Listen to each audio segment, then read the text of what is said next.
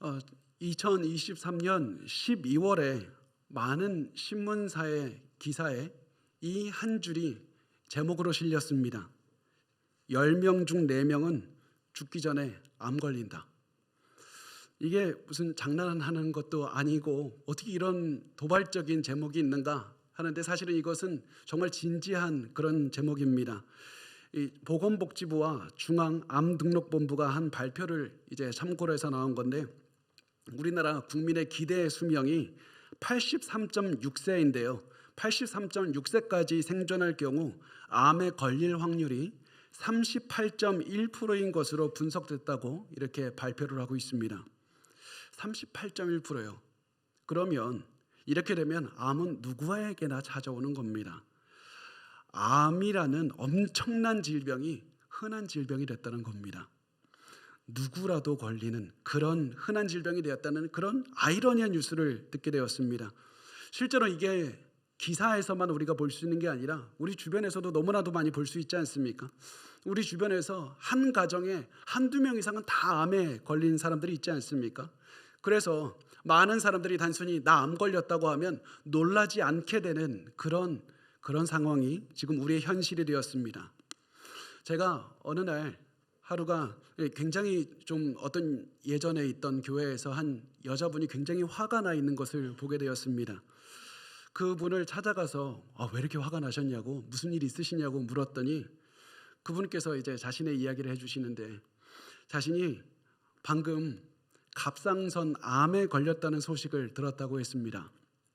그래서 너무 가슴이 무너지고 힘드니까 이것을 놀라서 이제 주변 사람들, 특히 우리 교회에 와서 교회 성도들에게 나 갑상선 암 걸렸다고 이렇게 얘기를 하니까, 그 말을 들은 성도들이 어떻게 얘기를 했냐면, 갑상선 암은 흔하고 쉽게 고치는 거니까 너무 걱정하지 말라고, 대수롭지 않은 거라고 이렇게 얘기를 했다는 겁니다.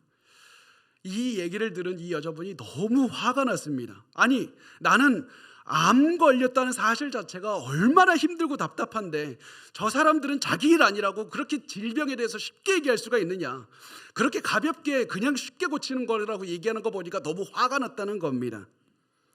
사실 저는 그 얘기를 듣고 양쪽의 마음이 다 이해가 갔습니다. 암에 걸렸다는 소식이 사실 너무나도 많이 들려오다 보니까 그 엄청난 갑상선 암도 그냥 다른 암보다는 쉬워요, 걱정 말라고 했다는 그런 분의 마음도 제가 이해할 수 있었고, 또 자신은 이 큰 질병인 암이 걸려서 너무 힘든데 당신이 걸린 그 암은 쉬운 암이다, 쉬운 암이니까 걱정하지 말라는 그런 말을 듣고 화가 났던 그 분의 마음도 제가 이해할 수가 있었습니다. 우리 시대에 암이라는 엄청난 질병이 흔해지다 보니까 이렇게 웃지 못할 상황도 발생하게 되는 겁니다. 오늘도 이 자리에 암과 같은 큰 질병에 걸려 있는 분도 있을 겁니다. 그리고 지금은 건강하지만 앞으로 살다 보면 큰 질병에 걸려서 오랫동안 질병과 싸워야 되는 그런 분도 있을 겁니다. 왜냐하면 저를 포함해서 아까 나온 그 통계처럼 그 누구도 예외가 될 수 없기 때문에 그렇습니다. 단순히 암뿐만 아니라 우리가 생각할 수 있는 모든 큰 질병들, 많은 질병들, 간질과 투석이나 그 우리가 생각할 수 있는 모든 질병들, 그것들에 우리가 예외가 될 수 있다고 말할 수 없습니다. 그래서 우리가 해야 되는 것은 지금 우리가 싸우고 있는 이 질병과 어떻게 싸울 것이냐, 이것을 아는 게 중요하고, 나중에 우리가 그 질병에 걸렸을 때 어떻게 싸워낼 것인가, 그 질병과 싸우려면 어떻게 해야 되는가, 그것을 아는 것이 중요하다는 사실입니다. 우선 우리가 어떻게 싸워야 됩니까? 큰 질병에 걸리면 가장 처음 뭐 하셔야 되냐면 병원 가셔야 됩니다. 병원에 가서 우리가 치료를 받아야 됩니다. 그런데 우리가 치료를 받는 동시에 치료를 받는 것과 똑같이 중요한 게 하나가 있습니다. 우리의 마음도 지키는 겁니다. 우리의 몸을 지키는 동시에 마음을 지켜야만 됩니다. 왜냐하면 신체적인 아픔이 오면 동시에 그 신체적인 아픔을 통해 우리의 마음도 아프게 만들 수 있기 때문에 그렇습니다. 마귀는 우리 몸에 오는 고통을 이용해서 우리의 마음을 공격하는 것이고, 우리의 마음을 붙잡기만 한다면 우리 인생을 좌지우지할 수가 있는 겁니다. 마귀의 공격에 주의하셔야만 됩니다. 그렇다면 몸에 큰 질병이 들어서 아플 때 우리의 마음은 어떻게 공격을 받는가? 우리의 마음에는 어떠한 일이 벌어지는가? 우선 우리가 큰 질병에 걸리고 또 오랫동안 아프게 되면 우리의 마음에 생기는 것은 외로움이 가득 차게 된다는 사실을 아셔야만 됩니다. 외로움이 가득 차게 됩니다. 잠시 감기처럼 잠깐 아팠다가 사라지는 병이 아니라 큰 질병, 또 그것도 3개월, 6개월, 1년 이상 지나가 버리면, 그런 상태에서도 계속 아프면, 우리는 그때에도 아픔의 강도가 줄어들지 않고 심하면 우리는 외로움으로 가득 차게 됩니다. 왜냐하면 보통 그렇게 큰 고통을 겪고 있으면 내 주변에는 그 고통을 겪고 있는 사람이 나밖에 없기 때문에 그렇습니다. 우리의 가정에 나 혼자서 암에 걸려 있고, 나 혼자서 수술을 하고, 나 혼자서 투석을 하고, 나 혼자서 고난을 당하는 겁니다. 이런 상황에 오면 아무리 나를 사랑하는 가족이 나에게 다가오려고 한다 할지라도 내 고통을 이해할 수 없고, 내 두려움을 이해할 수 없고, 내가 얼마나 힘든지 이해할 수가 없습니다. 내 상황에 오지 않으면 가족도 이해할 수 없습니다. 그래서 우리가 큰 질병과 싸우다 보면 어느 순간 모르게 나 혼자다, 나 혼자라는 느낌을 갖게 되고, 아무도 나에게 관심을 주질 않아, 아무도 나를 도와주질 않아, 이런 느낌을 갖게 되는 겁니다. 그래서 외로움이 우리의 가슴을 가득 채우게 됩니다. 그런데 일단 외로움이 우리의 마음을 가득 채우게 되면 이 감정은 외로움으로만 끝나지 않습니다. 외로움은 발전해서 주변 가족들, 주변 사람들에 대한 분노로 이어집니다.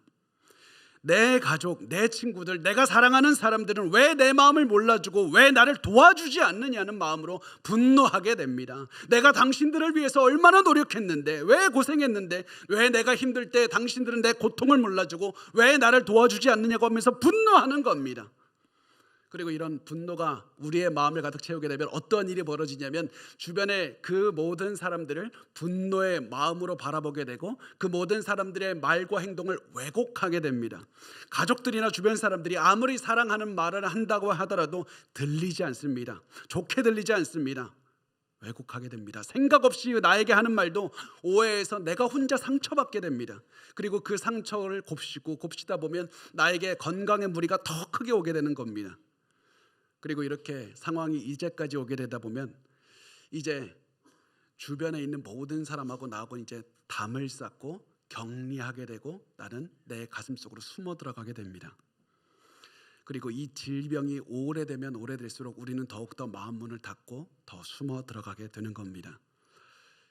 그래서 우리가 외로움을 주의해야 됩니다. 그런데 외로움, 사람들로부터 느끼는 외로움은 그나마 견딜만 합니다. 사람들은 정말 견딜만 합니다.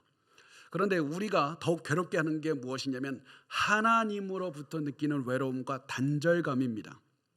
하나님 때문에 외로움을 느끼는 겁니다. 하나님은 왜 나를 이런 고통 가운데 내버려 두셨을까? 이 생각을 하다 보면 곱씹다 보면 잘못된 결론을 내리게 됩니다. 하나님 잘 믿어도 소용없던데? 하나님 정말 내가 잘 섬겼는데 내 삶에 하나님 관심 없던데? 하나님께 기도해봤자 어차피 듣지도 않는 기도 내가 왜 해야 되느냐? 기도에 응답하지도 않는다. 신이, 사람이 아니라 신이 나를 버렸다는 생각을 하는 사람이 어떻게 소망을 가질 수가 있겠습니까? 신이 나의 기도에 외면했다는 그 마음을 가진 사람이 어떻게 그 사람이 외로움에서 벗어나서 기뻐하며 살아갈 수가 있겠습니까? 그 사람은 단절감과 외로움으로 가득 차게 되고, 결국 그것이 가슴속에 충만한 사람은 그 사람의 몸까지도 망가지는 인생을 살게 되는 겁니다.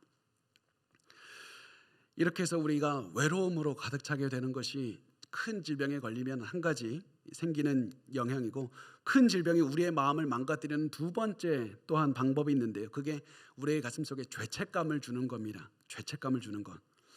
우리가 큰 질병에 걸리거나 아무리 노력해도 질병이 낫지 않을 때 우리 이렇게 생각합니다. 내가 왜 이런 질병에 걸렸지? 왜 하필 나는 이런 질병에 걸리지? 왜 다른 사람 다 괜찮은데 왜 하필 날까? 왜 지금일까? 왜 나는 질병이 이렇게 낫지를 않는가? 왜 이 질문을 하면서 우리가 계속하다 보면 무엇을 합니까? 인과관계를 찾게 됩니다. 과거에 내가 이런 큰 질병을 얻을 만한 나쁜 짓을 한 것은 없는가? 내 죄가 있는가? 그걸 하나하나 곱씹어 보면서 확인합니다. 그러다가 내가 아무리 봐도 내가 이렇게 큰 잘못을 했다는 것이 떠오르질 않으면, 나 괜찮게 살았는데, 나 잘 살았는데, 이런 생각이 들면 하나님을 원망하기 시작합니다. 하나님, 내가 큰 잘못을 한 것도 없는데 왜 나에게 큰 병을 주십니까? 왜 나의 병을 고쳐주지 않습니까? 하나님을 원망합니다. 그런데 내가 잘 산 게 아니라 내가 잘못한 게 기억나면, 내가 큰 잘못을 하는 것, 그게 기억나면 그때부터 우리가 하는 것은 죄책감에 빠지는 겁니다. 아, 내가 인생을 잘못 살았구나. 신이 나를 처벌하는구나. 내가 이 죄 때문에 처벌받고 있다고 생각하고 죄책감 때문에 괴로워하고, 이 죄책감이 깊어지고 커지면 무엇이 되냐면 우리 가운데 우울증으로 발전이 되는 겁니다. 결국 큰 질병에 걸리면 우리의 마음 자체를 다 흩어버리고 우리 인생 자체가 망가진다는 사실을 알아야 됩니다. 오랫동안 큰 질병에 시달리면 신체적인 아픔과 함께 외로움과 원망과 죄책감과 우울증까지도 겪게 되는 겁니다. 그래서 우리가 큰 질병에 걸렸었다면 그때부터 해야 되는 것은 마음을 지키는 거, 마음을 다스리는 겁니다. 우리의 몸의 질병을 치유하는데 전념해야 될 뿐만 아니라 우리의 마음까지 잘 다스릴 수 있도록 전념해야 되는 겁니다. 그러면 이제 중요한 것은 어떻게 우리의 마음을 다스릴 수 있는 것인가? 우리의 마음을 잘 다스릴 수 있는 방법은 우리가 오늘 본문 시편 38편을 보면 잘 알 수가 있습니다. 왜냐하면 시편 38편은 다윗이 질병으로 인해서 아파서 죽을 것만 같을 때 쓴 시이기 때문에 그렇습니다. 다윗이 지금 겪고 있는 질병이 너무 커서 죽을 것만 같았고, 단순히 몸이 망가졌을 뿐만 아니라 인지 능력까지 다 망가져 버렸습니다. 마음이 아픔으로 가득 찬 상태에서 하나님께 신음을 하면서 낑낑대면서 그렇게 부르짖었던 기도가 시편 38편입니다. 그래서 저는 오늘 이 시편 38편을 보면서 질병에 지금 싸우고 있는 분이 있다면 이 말씀을 통해서 소망을 가지시길 바라고, 또 우리가 지금 건강하더라도 나중에 질병에 싸우게 됐을 때 이 시를 보시면서 소망을 붙잡으시기를 바랍니다. 자, 우리 이 질병으로 고통을 받았던 다윗이 어떻게 기도를 시작하는지 우리 그 말씀을 같이 보겠습니다. 시편 38편 1절과 2절 같이 읽겠습니다. 시작. 여호와여, 주의 노하심으로 나를 책망하지 마시고 주의 분노하심으로 나를 징계하지 마소서. 주의 화살이 나를 찌르고 주의 손이 나를 심히 누르시나이다. 아멘. 큰 질병에 걸린 다윗이 하나님께 가장 먼저 하는 말이 뭐냐면 노하심으로 나를 책망하지 말라는 겁니다. 하나님께서 나 징계하시면 나 달게 받겠습니다. 하나님, 저를 징계하시되 저 분노하는 마음으로, 저를 미워하는 마음으로 징계하지 말아주세요. 저를 원수처럼 대하지 마시고 사랑하는 마음으로 징계해 주시고 사랑하는 마음으로 저를 다스려 주십시오. 다윗이 이렇게 기도하는 이유는 지금 너무 아팠기 때문에 그렇습니다. 마치 정말 싫어하는 사람을 매로 때리듯이, 하나님께서 원수를 때리듯이 자신을 때리는 것과 같이 너무 아팠기 때문에 그렇습니다. 그래서 다윗은 내 몸이 너무 아파서 마치 하나님이 활을 쏴서 제 몸에 활을 쏴서 화살이 제 몸에 관통하는 것만 같습니다. 하나님, 제 몸이 하나님의 화살이 관통돼서 너무 아픕니다. 이 고통을 도대체 말로 설명할 수가 없습니다. 제 병이 위중합니다. 하나님, 너무 아파요. 너무 아파요. 도와주세요. 이게 다윗이 했던 기도였습니다. 그러면 다윗은 무슨 질병 때문에 아파했을까? 사실 여기에 대해서 확실하게 대답할 수 있는 사람은 아무도 없습니다. 다만 많은 학자들이 공통되게 하는 말은 다윗이 한 개의 질병으로 힘들어하는 것은 아닐 것이다. 온몸이 온갖 질병이 가득해서 걸어다니는 종합병원이었을 것이다. 여러 가지 질병으로 인해서 온몸이 만신창이가 된 겁니다. 이런 질병으로 인해서 다윗은 정말로 당장이라도 죽을 것만 같은 상황에 처해 있었습니다. 지금 우리는 현대 의학이 발달돼서 많은 질병들을 고칠 수 있습니다. 생명도 오랫동안 연장할 수 있는데 다윗 시대에는 그런 의술이 발달이 하지 않다 보니까 쉽게 병이 걸리고 작은 병에도 쉽게 이제 죽는 경우가 허다한 겁니다. 다윗은 엄청나게 위험한 병을 여러 개를 가지고 있었고 그래서 지금 죽음의 고비를 하나씩 넘어가고 있었습니다. 죽을 것만 같았던 다윗이 아파서 신음소리만 내면서 이 시를 기록했던 겁니다. 그리고 다윗이 얼마나 아팠는지 우리는 다음 구절에서 볼 수가 있습니다. 3절과 4절에 이렇게 말씀을 합니다. 주의 진노로 말미암아 내 살에 성한 곳이 없사오며 나의 죄로 말미암아 내 뼈에 평안함이 없나이다. 내 죄악이 내 머리에 넘쳐서 무거운 짐 같으니 내가 감당할 수 없나이다. 다윗은 내가 아픈 데가 너무 많아서 아프지 않은 곳이 한 군데도 없다고, 저의 살이 찢어지는 것 같이 아프고 모든 뼈를 칼로 도려내는 것처럼 아픕니다. 너무 아파서 큰 고통을 겪고 있습니다. 그런데 다윗이 신체의 고통뿐만 아니라 더 가슴을 아프게 했던 것은 그 죄책감이 가득했던 겁니다.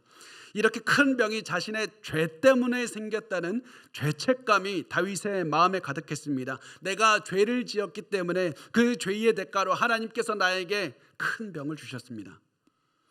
여러분, 한번 우리가 질문해 볼까요? 다윗의 말이 맞습니까? 사람이 죄를 지으면 하나님께서 죄의 결과로 큰 병을 주십니까? 맞을 때도 있고 아닐 때도 있습니다. 하나님께서는 내가 죄를 지어서 그 죄를 멈추게 하기 위해서 우리에게 질병을 주실 수도 있습니다. 내가 죄를 계속 지으면 안 되니까, 잘못 살면 안 되니까 그 질병을 통해서 하나님께서 내가 악한 삶을 중지하게 하기 위해서 질병을 주실 때도 있는 겁니다. 그렇지만 대부분의 경우에 우리의 질병은 우리의 죄와는 상관이 없습니다. 대부분의 경우에는 상관이 없습니다. 그렇다면 우리가 질병에 걸리는 이유가 무엇입니까? 여러 가지 이유가 있을 수 있는데 그 중에서 하나가 보면 하나님을 잘 섬겼기 때문에 질병에 걸릴 수 있습니다. 마치 욥과 같이 정말 잘 섬겼기 때문에 오히려 고난이 올 수도 있고, 또 하나님께서 우리의 믿음을 키우기 위해서 질병을 주실 수도 있습니다. 그런데 질병에 걸리는 여러 가지 이유 중에서 가장 중요하고 공통적인 것이 무엇이냐면 하나님께서는 질병이라는 고난을 통해서 우리가 예수 그리스도를 닮기를 원하신다는 겁니다. 질병을 통해서 죄를 지었던 사람이든 죄를 짓지 않고 잘 사는 사람이든 그 질병을 통해서 하나님을 더욱더 닮아가기를 원하시는 겁니다. 기도하며 나아가기를 원하시는 겁니다. 내가 너무 아파서 신음소리밖에 낼 수가 없을 때에도 하나님께 어떻게 해서든지 기도해서 하나님만 바라보기를 원하시고, 고통 가운데 하나님을 바라보면서 하나님께 신음소리를 내면서 기도할 때 하나님께서는 그때 영적으로 나를 한 걸음씩 전진하게 만드시는 겁니다. 내가 평온할 때 그때 한 걸음씩 나아가는 것보다 몸이 너무 아플 때 그럼에도 불구하고 하늘을 바라보고 하나님을 향해서 기도할 때 그때 내가 영적으로 전진할 수 있는 힘을 얻게 됩니다.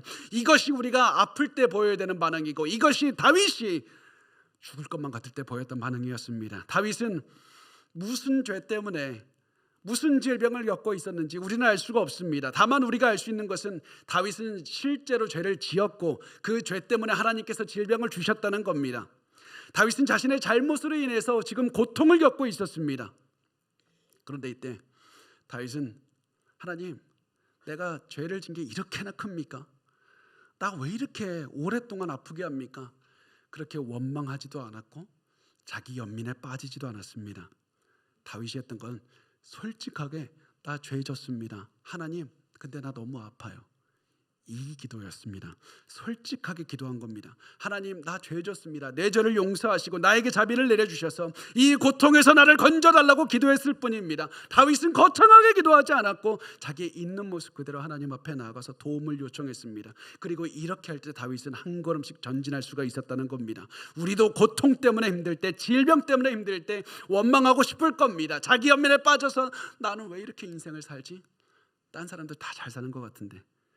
그런데 이때 이런 말을 하고 싶어도 절대로 그렇게 해서는 안 됩니다. 솔직하게 하나님 앞에 나가서 하나님, 제가 죄를 졌다면 깨닫게 해주시고 내가 죄를 짓지 않도록 제가 회개하게 하시고, 하나님, 제가 근데 너무 아파요. 제 모든 고통을 다 없애주세요. 이렇게 하면 하나님께서 여러분의 몸과 마음을 만져주실 겁니다. 그런데 이때 사실은 다윗이 굉장히 힘들었지만 다윗의 이 아픈 마음을 더욱더 갈기갈기 찢어버리는 한 가지가 더 있었습니다. 그것은 다윗이 아프다는 것보다 다윗이 쳐다보니까 아프게 된 자신의 초라해진 모습이 너무 가슴이 아팠습니다. 내가 아픈데 너무 초라하다. 이게 너무 힘들었습니다.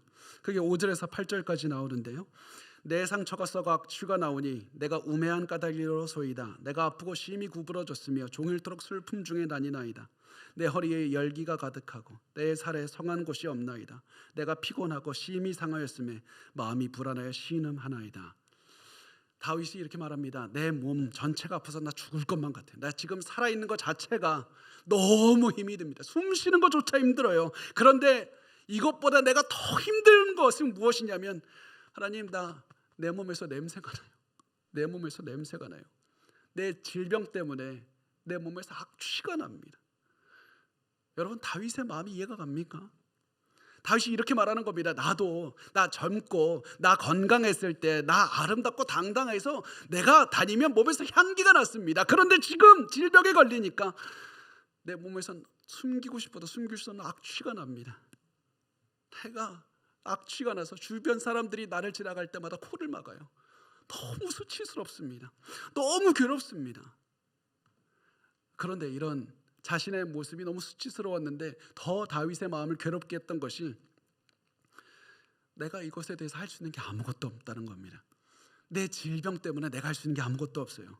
다윗이 할 수 있는 것은 신음소리 내면서 우는 것밖에 없습니다. 여러분, 만약에 다윗이 여러분의 앞에 있다면 어떻게 말을 하겠습니까? 만약에 여러분이 다윗이라면 누군가 여러분에게 찾아와서 무엇이라고 말해주기를 원합니까? 보통 우리가 이렇게 말합니다. 힘내세요. 기도할게요. 같이 기도합시다. 그 다음에 우리 뭐 하죠? 까먹죠. 만약에 우리가 다윗인데 너무 아픈데 누군가 와서 힘내세요. 같이 기도합시다 라고 하면 화낼 겁니다.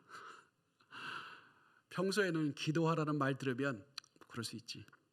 근데 나 지금 질병 때문에 너무 아프고 속상하고 초라한데 이 아픔이 끝날 것 같지만 않은데 기도하자고 말을 하면 화가 날 겁니다. 내가 지금 내 상황에서 한가하게 기도하게 생겼냐고 소리치고 싶은 마음도 들 겁니다. 그런데요, 여러분, 우리 반드시 기억해야 됩니다. 기도만이 내 마음을 지킬 수 있는 유일한 길입니다. 기도만이 살 길입니다. 기도하지 않으면 여러분의 마음은 외로움과 죄책감과 절망으로 가득 차게 될 겁니다. 아플 때 어떻게 해서라도 가슴을 때리면서 기도하지 않으면 우리의 질병은 다 나은 다음에서도 우리의 마음은 상처와 외로움과 우울감과 두려움, 절망, 죄책감으로 가득해서 몸은 건강해졌는데 평생을 괴로워하면서 살게 될 겁니다. 아픔 중에 소망 갖기로 원하십니까? 기도를 절대 포기해서는 안 됩니다. 너무 아파서 입에서 신음소리만 나와도 마음으로라도 기도하셔야만 됩니다. 그것이 우리가 질병이라는 고난과 싸우는 방법입니다. 아무리 괴로워도 포기하지 않는 방법은 끝까지 기도하는 겁니다. 끝까지 기도하는 겁니다. 그리고 이게 다윗의 모습이었습니다.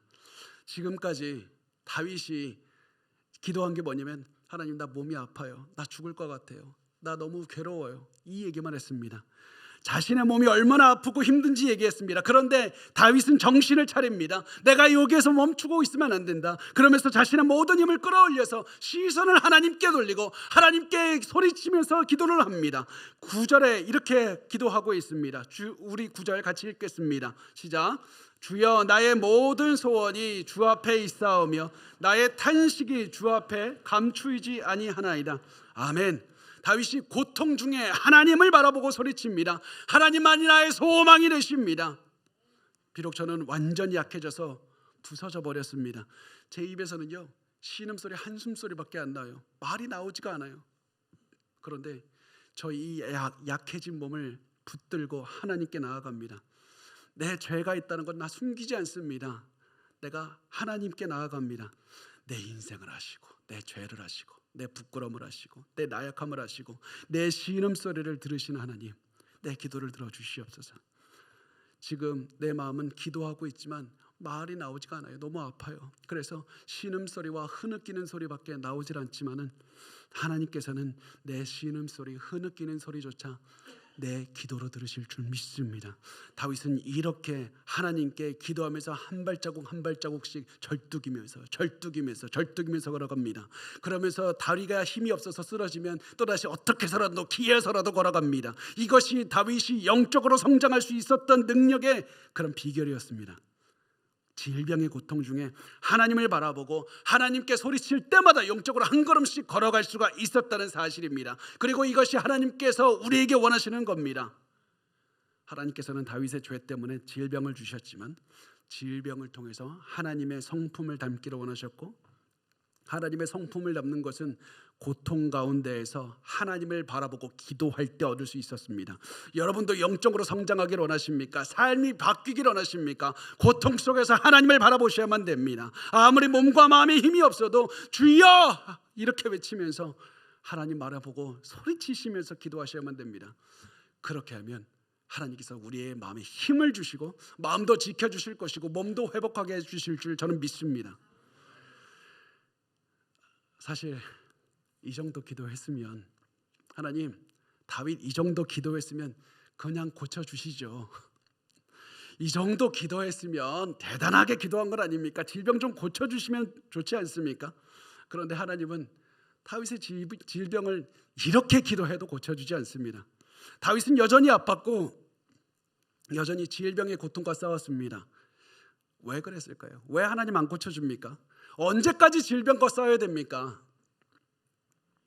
답은 아무도 모릅니다. 아무도 알 수 없습니다.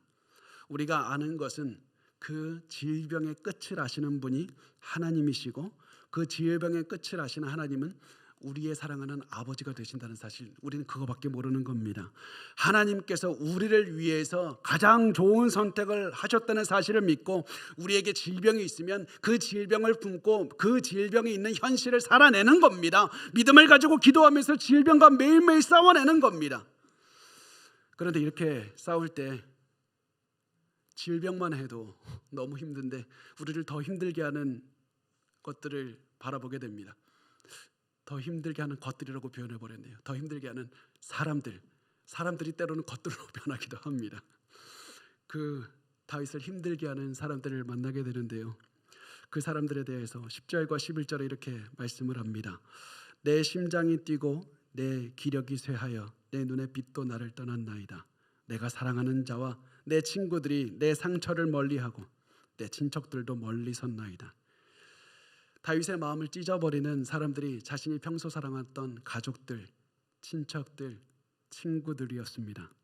또 자기의 원수들도 당연히 다윗의 마음을 찢어놨습니다. 왜 다윗이 사랑하는 사람들이 다윗의 마음을 찢어버렸습니까? 그 이유는 다윗이 병에 들었을 때 가족들과 친구들이 다윗 근처에 오지 않았기 때문에 그렇습니다. 그러면 다윗이 아픈데 왜 다윗의 사랑하는 가족들과 친척들은 왜 다윗 근처로 오지 않았습니까? 우리가 여러 가지 이유가 있겠지만 대표적으로 두 가지만 들면, 첫 번째, 다윗에 힘이 없어. 다윗 이제 죽을 사람이야. 다윗이 곧 죽을 것처럼 보였기 때문에 다윗의 가족들은 다윗을 버리고 새로운 권력자를 찾아 나설 수도 있습니다. 그런데 제가 보기에 이거 말이 좀 안 돼요. 아무리 권력이 좋아도 그렇지, 이 왕인 다윗 아버지와 남편이 병에 걸렸다고 곧바로 죽을 병 걸린 것 같으니까 내가 다음 권력 사회에게만 가겠다, 이렇게 하는 가족들은 많지 않을 겁니다. 그렇다면 다윗에게 가족들이 오지 않았던 이유가 무엇일까? 이유가 한 가지밖에 없습니다. 다윗이 가족들을 오해한 겁니다. 여러분이 다윗의 가족이라면 내 가족이 저렇게 아파서 고통스러워하는 모습을 볼 때 어떻겠습니까? 보는 것만으로도 괴롭습니다. 무슨 말을 해줄 수도 없습니다. 내가 조치할 수 있는 것도 없습니다. 그래서 가족들과 친구들이 무엇을 했을 것이냐? 다윗을 찾아오지 못하고 오히려 안 보이는 곳에서 다윗을 위해서 기도하며 다윗을 위해서 더욱더 애쓰고 있었을 수도 있습니다. 그런데 다윗은 자기 눈에 보이지 않으니까, 나를 찾아오지 않는 것을 보고 내 가족들 다 버렸다, 그렇게 느꼈던 겁니다. 여러분, 평소에는 아주 마음이 넓은 사람도 건강을 잃었을 때 아주 편협한 마음을 갖게 됩니다. 쉽게 서운하게 되고요, 쉽게 상처 입게 되고 쉽게 마음을 다치게 됩니다. 건강하고 평안할 때 사람들이 나를 찾아오지 않으면 뭐 그럴 수도 있겠지, 무슨 일이 있나 보지. 그런데 내 몸이 아프면 쉽게 외로워하고 쉽게 고통스러워하게 됩니다. 그래서 우리 여러분, 제가 부탁드립니다. 주변에 몸이 아픈 성도분, 몸이 아픈 가족이 있습니까? 꼭 찾아가 주십시오. 지속적으로, 계속 정기적으로 찾아가 주시기 바랍니다. 가는데 저는 목사님 할 말이 없어서 못 가겠어요. 할 말 없어도 그들 찾아가서 함께 있어 주기만 하면 됩니다. 이게 그리스도인의 사랑입니다.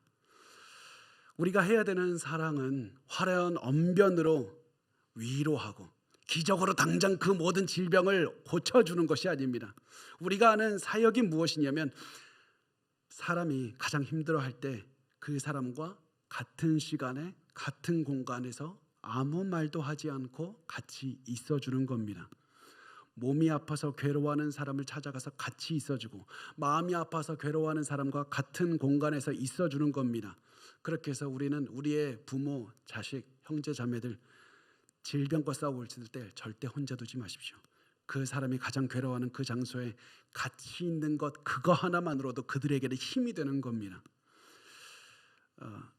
한 사람의 얘기를 들었습니다. 그 사람이 교통사고로 아들을 잃었는데요, 그 사람이 아들을 잃었다는 소식을 듣고 너무 어이가 없어서 눈물도 안 나고 몇 시간째 그냥 멍하게 있었다고 합니다. 멍하게 있었는데 갑자기 몇 시간이 지났을 때 친구에게서, 가장 친한 친구에게서 문자 메시지가 왔습니다. 문자 메시지 이렇게 써 있었습니다. 내가 너를 위해서 기도할게. 그런데 나 오늘은 너에게 전화하지 않을 거야. 그렇지만 나 앞으로는 내일부터 매일 너에게 아침 9시 45분에 전화할 거다. 너가 원하면 받지 않아도 돼. 그렇지만 나는 계속해서 그 시간에 전화할게. 너의 마음이 열리는 그때 내 전화를 받아주길 바란다. 이게 메시지의 내용이었고, 다음 날 아침에 실제로 그 시간에 전화가 왔고 두 사람은 전화를 통화했습니다.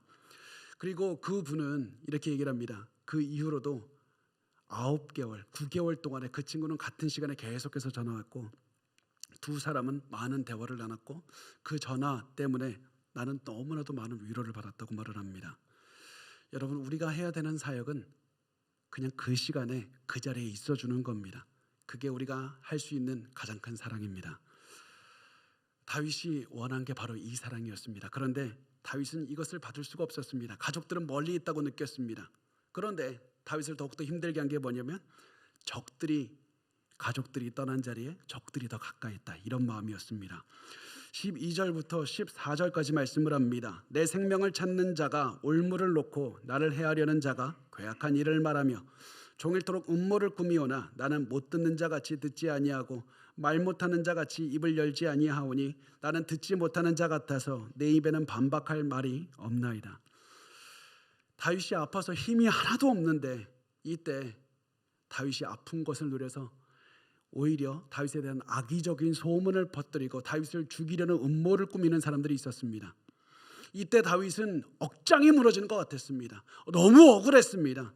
그래서 사람들에게 나가가서 저 사람들이 다 나에 대해서 거짓말하고 있다고 말하고 싶었습니다. 그렇지만 이때 다윗은 결단합니다. 나는 절대로 너희들의 악한 장난에 휘둘리지 않을 것이다. 너희들이 아무리 악의적인 이야기를 퍼뜨려도 나는 그 이야기에 귀를 막아버릴 것이고, 내가 하고 싶은 말이 많을지라도 나는 입을 굳게 담을 것이다. 나는 못 듣는 자같이 듣지 않을 것이고 말 못하는 자같이 입을 열지 않을 것이다. 다윗도 내가 억울하다고, 너희들보다 내가 죄를 졌으면 절대 내가 그렇게 살지 않았다. 나 너희들보다 더 많이 깨끗하게 살았다. 다윗 그렇지만 그 말 한마디도 하지 않았습니다. 왜냐하면 이것이 바로 적들이 원하는 것이었기 때문에 그렇습니다. 적들이 원하는 것은 다윗의 마음을 망가뜨리는 것이었습니다. 다윗의 마음을 망가뜨리면 그의 인생 전부를 망가뜨릴 수가 있었던 겁니다. 그래서 다윗은 절대로 이들의 계략에 넘어가지 않고 마음을 지키기 위해서 악한 이야기에 귀를 막아버리고 악한 이야기를 자기의 입으로 하지 않았던 겁니다. 그래서 우리도 고난이 왔을 때 마음을 지키는 것이 중요합니다. 단순히 내 몸이 회복되는 것뿐만 아니라 고난 중에 마음을 지키는 것이 훨씬 더 중요합니다. 우리의 마음이 하나님만 바라보고 하나님께 소망을 두고 살아가는 것이 중요합니다. 그렇지만 우리 잘 알죠. 이때 귀 막고 입 막으면 너무 억울하잖아요. 너무 억울해서 가슴이 찢어지잖아요. 너무 힘들지 않습니까? 내가 몸이 아픈 것도 서러운데 나를 모함하는 사람들에게 내가 대응하지 않는다는 거, 내가 꾹꾹 참아보는데 이게 가슴에서 불이 솟지 않습니까? 다윗도 그랬습니다. 그래서 다윗은 이때 절대 무너지지 않기 위해서 이렇게 부르짖는 겁니다. 15절 말씀 우리 같이 읽을까요? 시작. 여호와여, 내가 주를 바라사오니 내 주 하나님이 내게 응답하시리이다. 아멘. 여기서 잘 보면 한글 성경에서는 잘 못 볼 수도 있는데 다윗이 하나님을 세 개의 다른 이름으로 다르게 부릅니다. 하나님을 여호와, 주, 하나님 이렇게 부릅니다. 히브리어로 보면 야훼, 아도나이, 엘로힘 이렇게 세 가지로 하나님을 부르는 이름을 바꿔서 부르는 겁니다. 왜 이렇게 하나님을 바꿔서 세 가지 이름으로 부릅니까? 자신이 아는 모든 하나님의 이름을 불렀던 겁니다. 몸과 마음이 너무 아프니까, 내가 지금 저들에게 대항하고 싶은데 참아야 되니까, 너무 모든 어려움이 가슴속에 가득하니까 다급한 마음으로 하나님을 부르면서 격정적으로 붙잡는 겁니다. 여호와, 주, 하나님. 내가 가만히 있으면 무너질 것 같으니까 하나님께 소리 지르면서 기도했던 겁니다. 그러면서 다윗은 다짐했습니다. 나 하나님의 응답을 끝까지 기다릴 겁니다. 나 끝까지 기도하고 인내할 겁니다. 그리고 나서 다윗은 다시 한번 자신의 상황을 하나님께 올려드립니다. 16절부터 20절까지 보면, 내가 말하기를 두렵건대 그들이 나 때문에 기뻐하며 내가 실족할 때 나를 향하여 스스로 교만할까 하였나이다. 내가 넘어지게 되었고 나의 근심이 항상 내 앞에 있사오니 내 죄악을 아뢰고 내 죄를 슬퍼함이니이다. 내 원수가 활발하며 강하고 부당하게 나를 미워하는 자가 많으며 또 악으로 선을 대신하는 자들이 내가 선을 따른다는 것 때문에 나를 대적하나이다. 다윗이 사실은 이게 앞에서도 했던 똑같은 얘기입니다. 자신의 상황, 사람들이 날 힘들게 하고 질병 때문에 어렵고 이런 모든 것들 강조하는 이유가 무엇이냐면 하나님께 자신의 마음을 또다시 드리는 겁니다. 제발 나의 간구를 들어달라고 기도하면서 요청하는 겁니다. 다윗은 이렇게 절실하게 기도했습니다. 근데 마지막까지 다윗의 질병이 사라지질 않아요. 다윗은 여전히 아픕니다. 기도가 끝날 때까지 아픕니다. 그렇지만 다윗은 포기하지 않고 이렇게 기도하면서 시를 마칩니다. 21절과 22절 우리 마지막으로 같이 읽겠습니다. 시작. 여호와여, 나를 버리지 마소서. 나의 하나님이여, 나를 멀리하지 마소서. 속히 나를 도우소서. 주 나의 구원이시여. 아멘. 하나님, 아직까지 내 질병 안 고쳐주셨습니다. 그렇지만 저 하나님께 소망 두고 있습니다. 하나님, 저 조금만 늦게 구원하시면 저 정말 죽을지도 몰라요. 저 정말 아파서 조금 있으면 죽을 것 같아요. 그러니까 제발 저를 지금 도와주십시오. 저 절대 하나님 포기하지 않고 계속 기도할 테니까 저 지금 도와주십시오. 제발 도와주십시오. 그러면서 다윗이 또다시 21절과 22절에서 강조하는 것, 하나님의 이름을 또다시 부릅니다. 여호와여, 하나님이여, 주 나의 구원이여. 야훼, 엘로힘, 아도나이. 또다시 하나님의 이름을 부릅니다. 전부를 다해서 하나님을 붙잡았던 겁니다. 우리의 삶도 이와 같을 겁니다. 우리도 하나님께 큰 질병 걸려서 내가 하나님께 부르짖었을 때, 하나님 나 전부 이 정도면 다 하지 않았습니까? 나 이 정도면 열심히 마음 지킨 것 같은데, 내가 기억나는 죄도 다 회개한 것 같은데 나의 질병 왜 안 고쳐줍니까? 언제까지 내가 이렇게 고난을 당해야 됩니까? 이러저니 질병 때문에 괴로울 때가 있을 겁니다. 살아있는 것 자체가 괴롭고 숨 쉬는 것 자체가 힘들다는 생각이 들 것이고, 어떻게 해야 이 질병과 아픔과 더 싸울 수 있을지 나 모르겠다. 하나님 조금만 더 지나면 나 진짜 죽을지도 몰라요. 이런 고난의 생각이 들 때, 여러분 그런 생각이 든다면 우리 이 찬양을 부르면서 하나님을 바라보셨으면 좋겠습니다. 괴로울 때 주님의 얼굴 보라, 평화의 주 바라보아라. 우리 그렇게 하나님을 바라보면서 한 걸음씩 한 걸음씩 고통 가운데 나아가는 겁니다. 그렇게 해서 한 걸음씩 걸어가다 보면 내가 힘이 얻을 것이고, 또다시 힘이 들 때는 다윗과 함께 이렇게 기도하는 겁니다. 여호와여, 나를 버리지 마소서. 나의 하나님이여, 나를 멀리하지 마소서. 속히 나를 도우소서. 주 나의 구원이시여. 이렇게 소리치면서 주님을 바라보면서 한 걸음씩 절뚝이면서 다리에 힘이 없으면 기어서라도 가기로 합니다. 그러면 하나님께서 위로하시는 손길을 반드시 체험하리로 저는 확신합니다. 우리 그런 하나님의 위로하심과 치유하심을 체험하는 우리 모든 성도들이 되시기를 바랍니다.